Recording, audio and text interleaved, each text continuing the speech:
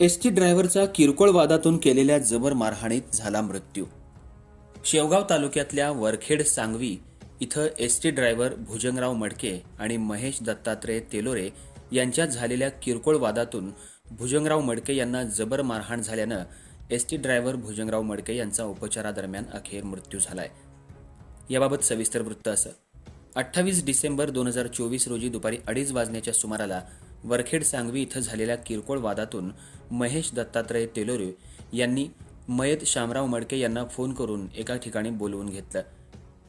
दीपक महादेव तेलोरे, अमोल रावसाहेब उबाळे आणि इतर अज्ञात काही व्यक्तींनी शामराव मडके यांना लाकडी काठीनं पोटावर, छातीवर जबर मारहाण केली.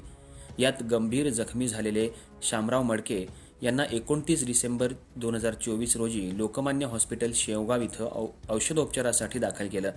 तिथं त्यांना जास्त त्रास जाणवल्यानं अहिल्यानगर इथल्या एका खासगी हॉस्पिटलमध्ये नंतर दाखल करण्यात आलं.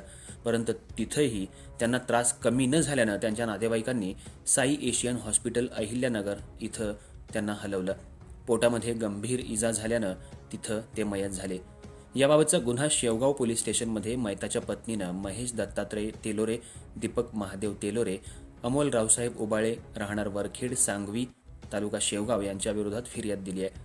खुनाचा गुन्हा दाखल झाल्याची कुणकुण लागताच या गुन्ह्यातले सर्व संशयित आरोपी फरार झालेले आहेत.